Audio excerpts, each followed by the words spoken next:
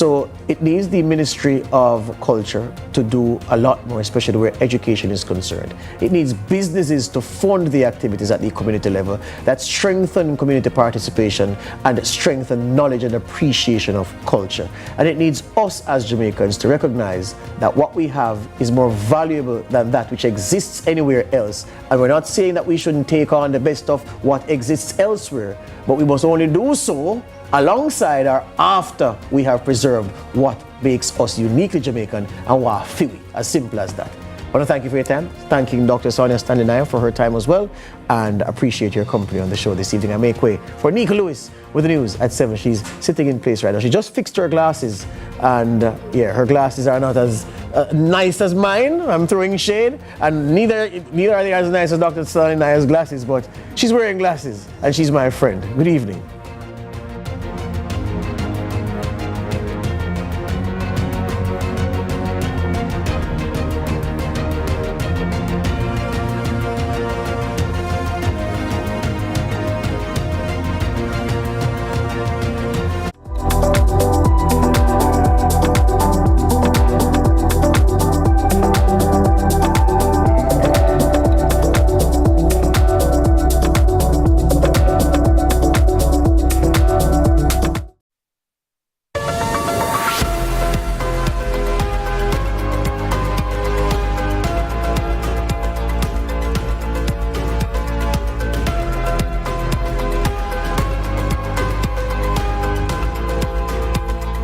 It's the last day of the year. We made it. Hi, I'm Ramon Gordon, and this is CVM News at noon for December 31, 2024. Thank you so much for tuning in. A house in Jeffreytown, St. Mary went up in flames last night, reportedly set by a mentally ill woman while her father was inside. Residents at the scene reportedly managed to rescue the man from the burning building. CVM News will continue to bring you the details as the story unfolds. We now turn to a strange report in St. Catherine, where police are investigating the fatal shooting of 23-year-old Isaac Foster during a funeral at Dovecot Cemetery on Monday evening. Reports indicate that Foster disrupted the funeral, removed the body from its casket, and hurled stones at mourners. Despite the police firing warning shots, the chaos escalated, with Foster getting shot by a bystander, later dying at the Spanish Town Hospital. Investigations are ongoing. Former Deputy Police Commissioner Mark Shields has given the Jamaica Constabulary Force a passing grade for its performance in 2023, but says more work is needed to address the ongoing crime problem. In an interview with CVM News on Monday, Shields criticized the underutilization of the Jamaica Eye surveillance system and the JCF's slow adoption of other technologies. Yes, the police are doing better. Yes, things are getting better. But for example, the recent information we had from the Minister of National Security on the state of Jamaica Eye. This has to be a key component to fighting crime, but also, detecting crime for sure. And also we know that criminals really hate anything to do with their identification. So we have to improve on that. We have to ensure that the camera system is working effectively and efficiently, and that we're using artificial intelligence within that camera system with state-of-the-art facial recognition, vehicle recognition. We're not near that yet.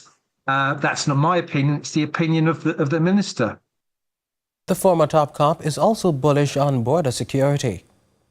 Until we can stem the flow of firearms, illegal firearms onto the island, this will continue. And there is a flourishing trade still in firearms coming into the country. So we have to improve our bilateral relationships with the United States, particularly where most of those weapons are coming from, in order to stop that flow. Much has been spent, billions of dollars have been spent on improving our coastal security, but more needs to be done to tighten the borders and to detect weapons when they're coming onto the island. And that means that we have to be looking at every single barrel that's brought into the island, every single container, which is a massive task. We're lying between North America and South America. We're a strategic location, but during as that transit country, we are attracting not only massive amounts of firearms, but if you remember just months ago, They found tons, literally tons of cocaine in Kingston and St Andrew. We don't produce cocaine. Ice imports are filling the gap after a fire in November devastated Pure National Limited, Jamaica's premier ice supplier. The Commerce Ministry says the import will secure supply for the next 6 months, with Pure National targeting a full comeback by mid-2025. Imported ice prices have sparked much public commentary, the details of which we'll share in News at 7. While the festive season spreads cheer, residents in a St Andrew community are celebrating a different kind of joy. Progress on long overdue road repairs. Trisha Kelly has the details. Roadwork will commence in Harbourview, St Andrew soon, following the launch of the Community Renewal Program in the area on Monday. It seems residents have been calling for this for years, as expressed by their councillor Oliver Clue. I feel very proud because so long the people of this community, Arborites, have been begging, beseeching for something of this sort. Very, very pleased to know that our section is a part of this program, where the people of East Rural St Andrew, who have been neglected for so many years, have been a part of this network, where we have some barber green, we have sidewalk, and we have drains and things of that sort. So we are very grateful. The Spark program has 2 elements. However, it will not all be done at once. Prime Minister Andrew Holness says the roadwork will be completed in phases. The element that we are launching today is the community road element. Meaning, when we say community roads, they could be parish council roads, they could be roads in housing schemes, meaning subdivisions, or roads that are not considered main roads under the NWA Act. This is not a pothole patching program. And I don't think it is even fair to describe it as a road rehabilitation program. The Community Renewal Program is only half of the Spark program, with an allocation of $20 billion. The other $20 billion is for the program's other element, developing major roads. The NWA and the government of Jamaica will direct resources to national roadways. And I'm using the term national roadways to signify that they are not just main thoroughfares, but they have national strategic value, meaning they help with connectivity, they are critical for production, and they are critical for security reasons. So those roadways will be repaired under the other half of the Spark program. The program, which commenced in December, is set to continue through March 2027. Trisha Kelly, CVM News.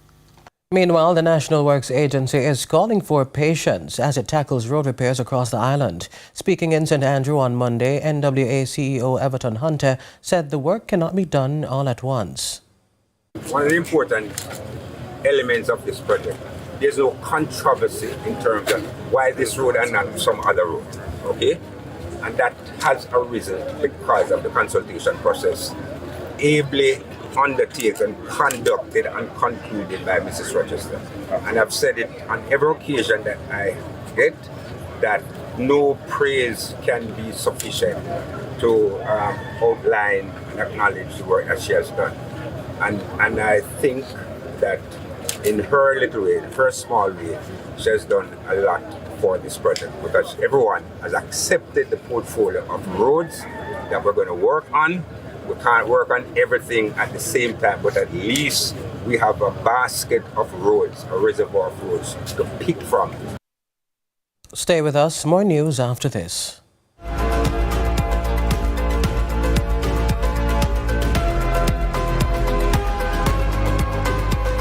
Hi Jamaica, my name is Fredrine Simpson, Public Relations Officer. And I am Monique Bowen, Media Student. On behalf of our Distinction College family, we would like to thank the entire Jamaica for making us the #1 City and Guilds ABE and CSEC private training provider in Jamaica. We offer over 70 vocational, professional, and academic programs. Start online and face-to-face classes in geriatric, pediatric, psychiatric, and practical nursing, early childhood, childcare, phlebotomy, pharmacy, and medical lab technician, housekeeping, food preparation, waitering, bartending, travel tourism, plumbing, motor vehicle, electrical installation, AC, cosmetology, security, customer service receptionist, supervisory, project, HR, and business management, CSEC, CAPE, and many more. Register for any program and get City and Guilds Math and English classes for free. Visit us in Kingston, Spanish Town, St. Elizabeth, Ocho Rios. Call us 356-4167. Happy holidays and a prosperous new year. The following tip is brought to you by Hawkeye, securing what matters most. Use security cameras to secure your home. Outdoor cameras will discern friend or foe, and it is a visual cue to the burglar that you are monitoring the property. The preceding tip was brought to you by Hawkeye, securing what matters most.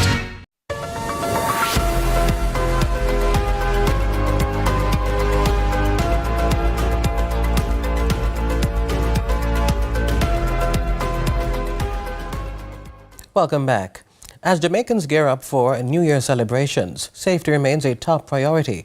Joining us to discuss the security measures in place is Senior Superintendent of Police Stephanie Lindsay, head of the JCF's Communications Network. Thank you for joining us, SSP Lindsay. Hi, good afternoon. Good afternoon. Now tell me, how have the police been preparing for the upcoming New Year celebrations? Well, we have done the preparation. We have actually started the execution, and I think from all indication we have done what we believe is necessary and will be adequate to cover the very active New Year's Eve. Nice. We have a lot of big ticket events coming up. One of them is Vibes Cartel's Freedom Street concert this evening, and it's generating significant buzz. I heard there have been some traffic changes. Could you share those details with our viewers? All right, so there are a number of traffic changes that were implemented for that particular event. So Arthur Wint Drive, you know, a section of Roosevelt Avenue, at some point those areas will be blocked off. I spoke earlier to the person who will be, I'm treating it, the traffic section of it. So they will monitor it for a while to see how the flow is, because we know that there are still persons who need to be going about. We know the gate opens, I think, at 4 o'clock. Right. So we will see. They won't be blocking off exactly at 4 o'clock. They will be watching the flow to see at what point they will have to divert the traffic to other areas. So persons would not be able to access Arthur Wint Drive, that area, from Mountain View Avenue during a certain time.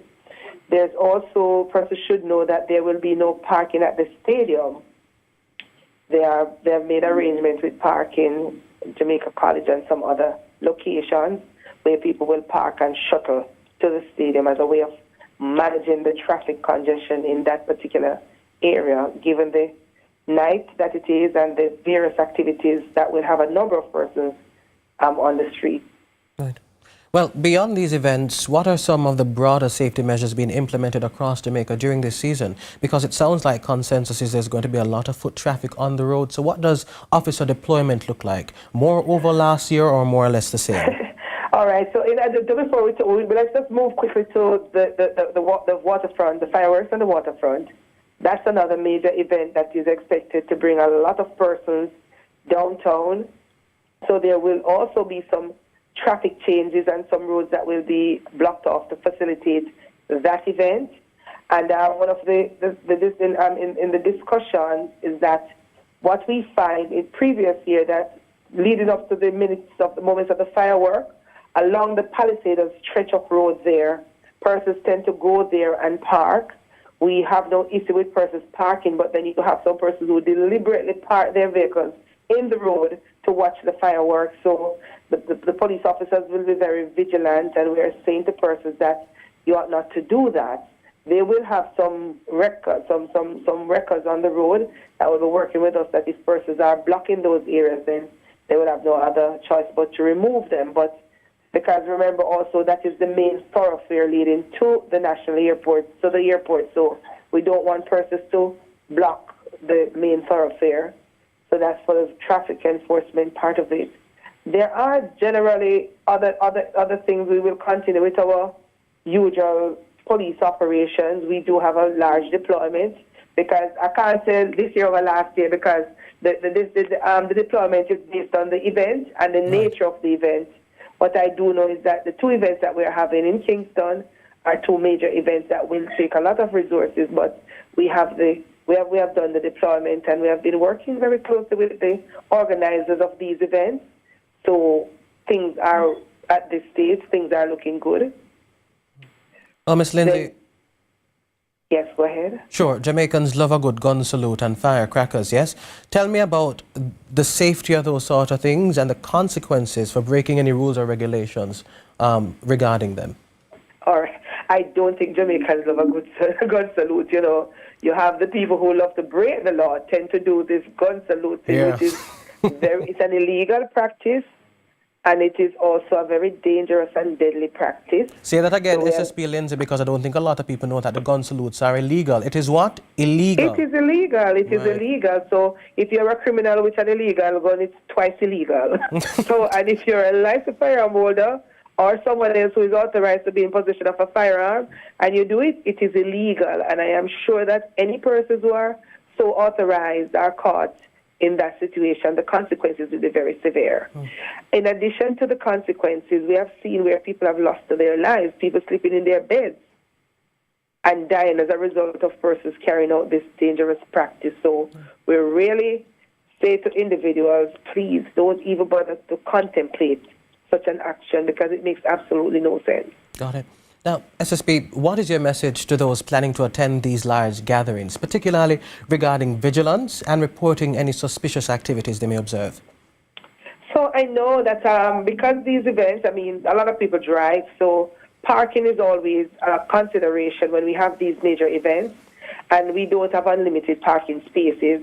We really don't want people to park on the street, so we want persons, if you can carpool, or if you can park and take a taxi, or a Uber, or one of those, park and not drive to the location, because similar way that us in the law enforcement community, we are planning, the criminals are also planning. We tend to see at these events to get reports of stolen motor vehicles being broken into, and sometimes the vehicles are broken into or stolen in areas where there's not adequate security, so there's some concentrated areas that are designated for parking. For those places, there will be security there, but there are some places that people will just park because they don't see any other places to park. So persons will have to be careful. If you have to drive and to go to these places, we know that there are persons who carry everything that's valuable with them, to them in their vehicles. It would make sense to take out the things that are not necessary to be in the car. So in the event, God forbid, something should happen, you're not losing every single document, your land title, your house title, your passport with your beloved visa, etc. Leave those things home because you may not necessarily need them. There's also another important reminder that I want to say to persons, especially those who are licensed firearm holders. Find out what's the arrangement around firearm at the event. I know that there are no weapons events, so no weapons will be allowed inside of the event. So they have to make arrangement as to how they will secure their licensed firearms. And where there's no arrangement at the location, they probably have to leave it home. I don't know, they can probably reach out to the firearm licensing authority, but make some checks prior to, because we don't want them to leave their firearms in their vehicles. SSP, I'm sure you mentioned it earlier, but just on a point of added clarity, the police forces will be at these events to bolster the private security forces already there, right? So there's nothing that should go awry that the police won't be there to handle if anything comes. The police presence will be there, but of course you know that you're not going to have a police around every corner, because it is expected to be some large gathering. So that is why the work of the police, and we will be more effective if if the individuals, play their part. Got it. So it's going to be a collaboration between us and the patrons and the promoters and the organizers to ensure that we have a safe event. So something that we see also around this time of the year, we tend to have some serious accidents because people are celebrating. They celebrate with some extra spirit, and then they want to go and drive. And of course, when you are intoxicated, you don't have the same level of consciousness as if you're sober. So if you're one such person who really want to go out and just celebrate with the additional spirit, try not to be the driver. Got it. SSP, as we end the year, looking back, what are some of the accomplishments the JCF has achieved? I know major crimes are down by, I think it is 14.5 or 14.8%. So what are some of the other successes that the force is celebrating and you'd like to share with us? It's quite a bit. I don't know if you had the chance to see the video that was sent out by Commissioner Dr. Blake. He pretty much did a very extensive recap of what we achieved in 2024. If you have not seen it, I would really recommend it. It's on our website, on our pages. Oh, we've reported on that extensively, actually. Right. So you have it right. But we have seen reductions in major